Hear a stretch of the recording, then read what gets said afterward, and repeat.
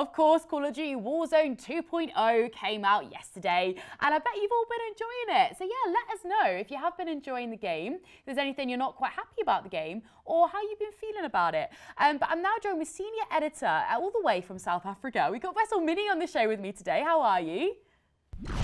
Hi, Louise. Happy to be back. Yeah, I'm good. Yeah, Warzone 2. It's out. It's out Yes, and it's it's decent. decent. Yeah, It's, I was going to say, what are your kind of initial thoughts on it so far? Because I think it's had a few mixed reviews, but I think most positive. well, there's a lot of positive to it. I mean, the map is absolutely huge. There's a lot of tweaks, quality of life improvements over the original. It looks better. It plays better. It's fast. Yeah. It's really nice, and alongside it is the DMZ mode, like an extraction based game mode that's just completely free as well Yeah. to play. So that's an amazing addition. That's really a very good part of it. But there's also a few issues Yes. shining through here, especially at launch. Yeah, there's few sort of instant kill bugs going through as well. Like, is that been something you think people is going to put people off a little bit, or? Well, one thing to note is that the developers already published like a Trello board, and they're on it. They know about it. They Yeah. know about these types of bugs like instant kill, where people just die without going into a down state, and the lobby's not filling up properly. There's Oh no. there's there's quite a few issues at the moment, but to be fair, it's probably like millions of players jumping in straight at launch, right? So there's bound to be some issues. I think everyone's just been so keen to play it that they're really kind of like looking forward to it. I mean, there has been sort of like things like seeing people with guns being locked in the DMZ and you can't get it out. I think it's the M13B. People are struggling to unlock it and things like that. Oh yeah. That's an issue that I've seen on social media a lot. People are complaining because every gun can be unlocked through the battle pass freely, everything like that. DMZ is also free, but you have to go play it. You can't just play Battle Royale or Modern Warfare 2. You have to go into DMZ and actually defeat a difficult boss and get out with the weapon Oh no. to unlock it. So it's completely different from any other weapon ever locked behind this type of game mode for Call of Duty. And yeah, people aren't liking it because most of them don't want to jump into the new mode or don't have time to Yeah. try and farm that for hours. Yeah, I mean, how do you think this game as well, because it has been really hyped up and everyone's been talking about it, and obviously like we did see Modern Warfare 2 not long ago, so how do you think this launch of Warzone 2.0 compares to kind of previous sort of like hype we've had for the other games? Well, in the sense that the launch went smoother than most. Yeah. I mean, we've seen terrible launches. Just a new map in the old Warzone would break it for a while.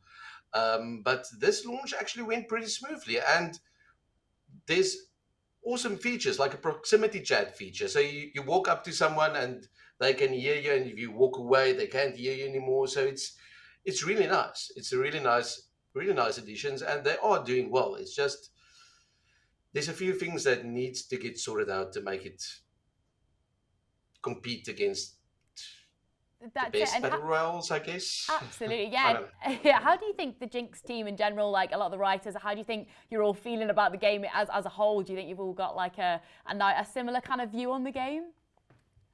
Yeah, I think a lot of our writers have a similar view on that because I mean they've been writing articles about how to fix these types of bugs or how to Yeah. get around these types of issues.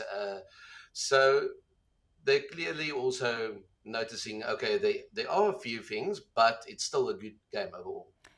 And which one do you prefer, Warzone or Warzone 2? What are you feeling? Oh, no, definitely Warzone 2. There's too Yeah. many improvements, and there's also like a better anti-cheat built in from the start. So, less cheaters, always good. That's always good. We like that. I mean, how do you feel as well about some of these new features that we're seeing in these kind of like add-ons and expansions and things like that? Do you think that this is kind of a testament to what we're going to get when we get a full new COD game? Yeah, definitely. I mean, it's a brand new engine right now, right? But normally these types of Call of Duty games they get built on the same engine for another 3, 4, 5, 6 years, maybe. Absolutely. So we're going to definitely see all these features returning when something new comes out. Yeah, absolutely. I mean, it's been great as well because Call of Duty Vanguard has actually been nominated for its first ever Grammy, which is absolutely fantastic. And we haven't actually seen the music in games being nominated before, so it's great. I mean, the 2023 Grammys will feature the first ever Grammy, with the awards adding in a category for Best Score Soundtrack for video games and other interactive media. Now, other games in the list in the run-in is Old World, Aliens Firesteam Elite, Marvel's Guardians of the Galaxy, and Assassin's Creed Valhalla. So, I mean, how do you feel about that, Wessel? Obviously, it's great to see music in games getting recognised because soundtracks really, really make a game, don't they? Yeah, definitely. I'm very happy to see this finally. I'm not 100% happy about the nominations, but I think that's because it's like from the first releases ending in early 2022.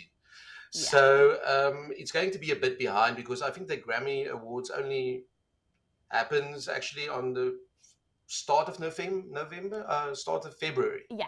that's right. Yeah, so that's a bit. So it's a bit behind, I would say, but I mean, all fantastic choices here. I specifically love Valhalla a lot. Yes. Sorry, Vanguard. I mean, Vanguard the music was nice, but I mean, I love Valhalla more Yeah. at the moment.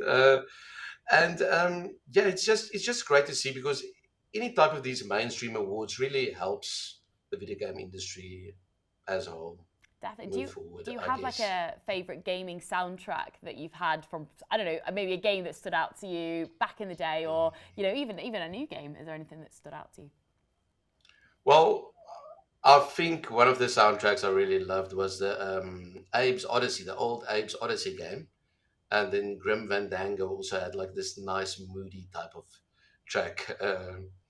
That's the two I enjoyed the most, I guess. That's absolutely. And do you think that, so in terms of winning the Grammy, then would Valhalla be the one for you that you'd love to kind of take the prize? Or are you happy for Vanguard to maybe get in, sweep in there? I'm happy either Vanguard or Valhalla, I think. Honestly, I haven't heard the Old World one. That's the only one I haven't really heard yet. But definitely for me, between Valhalla and Vanguard's both fine. Absolutely. And it's good to see. It's great to see gaming being recognised in all these kind of different forms as well, which is great. So, yeah, it's really good. Well, Wessel, thank you so much for joining me. It's fantastic to have you. And I hope you enjoy playing a bit of Warzone too. Thank you. Going to play it this weekend. Enjoy. Thank you so much. Cheers. Enjoy.